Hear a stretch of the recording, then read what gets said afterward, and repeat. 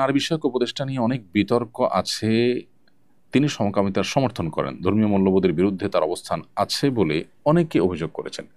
জুলাই আন্দোলনে তার ভূমিকা নিয়ে অনেকে প্রশ্ন তুলেছেন। তিনি কিভাবে উপদেষ্টা হলেন এ নিয়ে অনেকে বিস্মিত। তার সাম্প্রতিক কর্মকাণ্ড নিয়ে আপনার পর্যবেক্ষণ জানতে চাই।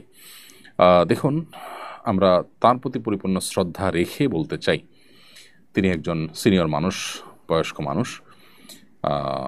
তিনি নারী এবং শিশুদের কল্যাণে যতটা কাজ করছেন, আমারও মনে হয় যে তার চাইতে বেশি তিনি সমকামিতা, এদেশের প্রচলিত আইনে যেটি অপরাধ, সেই বেআইনি কাজকে প্রতিষ্ঠা করবার জন্য তিনি তার চেয়ে বেশি সোচ্চার রয়েছেন।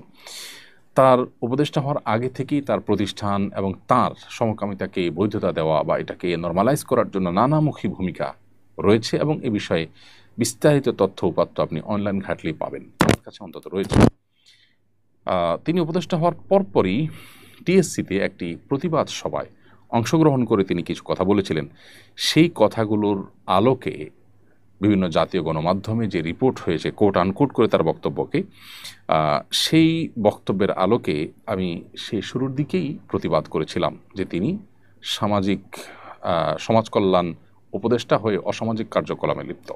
তিনি নারী এবং শিশুর বিষয়ক উপদেষ্টা হয়ে নারী এবং শিশুর কল্যাণে কাজ না করে বরং নারী সাজছে যে সমস্ত পুরুষেরা, তাদের অধিকার নিয়ে তিনি বেশি ব্যস্ত হয়ে পড়েছেন, এবং পরিবার ব্যবস্থাপনাকে ধ্বংস করবার নীল নকশা যারা বাস্তবায়ন করছেন তিনি তাদের অন্যতম। আমি আবারও বলছি, তার প্রতি শ্রদ্ধা রেখেই তিনি যা করছেন তা এ সমাজের মানুষের মূল্যবোধের বিরুদ্ধে যুদ্ধের সামিল। এবং উপদেষ্টা পরিষদের মধ্যে তিনি যতটা জঘন্য কর্মকাণ্ডে লিপ্ত, আমার মনে হয় না অন্য কারোর ব্যাপারে সেরকম আপত্তি, এত জোরালো আপত্তি অন্তত আছে। আমরা জানি যে তিনি নারী এবং শিশু বিষয়ক মন্ত্রণালয়ের দায়িত্বপ্রাপ্ত। নারী এবং নারী বিষয়ক যে সংস্কার কমিশন হয়েছে সেটা নিয়ে যত বিতর্ক হয়েছে, সেটা আমাদের ধর্মীয় মূল্যবোধ পরিপন্থী শুধু মুসলিম নয়, সকল ধর্মের এদেশের মানুষের বিরুদ্ধে যতটা অবস্থান নিয়েছে, যতটা ন্যাক্কারজনক দৃষ্টান্ত স্থাপন করেছে তাদের প্রস্তাবনাগুলো, বেশিরভাগ প্রস্তাবনাগুলো, সেটা আমাদের সবারই কম বেশি জানা। তো আমার মনে হয় যে উপদেষ্টা এই সব কিছুর দায়ভার, বিশেষ করে তার কৃতকর্মের দায়ভার তার উপরে বর্তায়। তার জুলাই আন্দোলনে কী অবস্থান, কী অবদান ছিল আমি জানি না, কিসের ভিত্তিতে তিনি উপদেষ্টা হয়েছেন সেটা আমি জানি না। তবে আমি এটুকু জানি, তিনি পরিষ্কারভাবে এদেশের মানুষের ধর্মীয় মূল্যবোধের বিরুদ্ধে অবস্থান নিয়েছেন। আমাদের পরিবার ব্যবস্থাপনাকে ভেঙে ধ্বংস করবার জন্য তিনি রীতিমতো উঠে পড়ে লেগেছেন। অতি সম্প্রতি তার একটা বক্তব্য একটি গণমাধ্যমে দেখতে পেলাম যে মাদ্রাসায় ছোট ছোট শিক্ষার্থীদের সরকারি কর্মকর্তাদের নজরদারি বাড়াতে চান তিনি।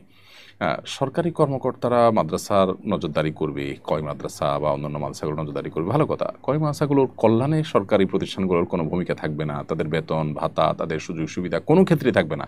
খবরদারির জন্য শুধুমাত্র আপনি লোক পাঠানোর জন্য বলছেন। এবং শুধু তাই নয়, তারা সেখানে যাবেন মানে কি, বিভিন্ন রকমের মিথ্যা অভিযোগ তুলে হামলা মামলার ভয় দিয়ে ঘুষ খাওয়ার একটা রাস্তা ওপেন করার জন্য বলছেন। তিনি পর্নোগ্রাফি নিয়ে মন্তব্য করতে বলেছেন, তিনি অবশ্য সমালোচনা করেছেন। সমালোচনা করে পর্নোগ্রাফির একটা পর্যায়ে বলেছেন যে একটা বয়স থাকা উচিত পর্নোগ্রাফি দেখার। কেন বয়স থাকা উচিত? পর্নোগ্রাফি থাকাই তো উচিত না। পর্নোগ্রাফি আমাদের কি কল্যাণ বয়ে আনে, এই সমাজের কোন কল্যাণটা বয়ে আনে?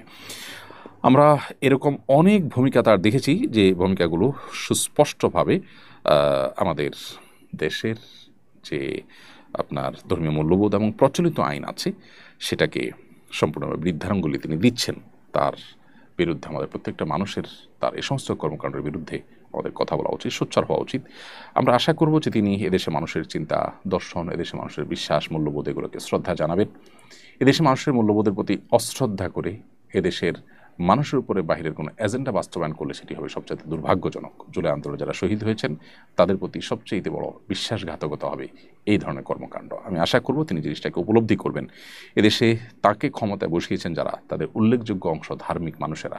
আবু সাঈদ প্রচণ্ড রকমের একজন ধার্মিক মানুষ। আবু সাঈদের রক্তের উপর তিনি আজ উপদেষ্টা হয়েছেন। অতএব তার আদর্শ বিরোধী কোনো কিছু তিনি যদি করেন তো সেটি হবে সবচাইতে বড় আমাদের জন্য দুর্ভাগ্যজনক বিষয়, এবং সেটি হবে সবচাইতে বড় বিশ্বাসঘাতকতা।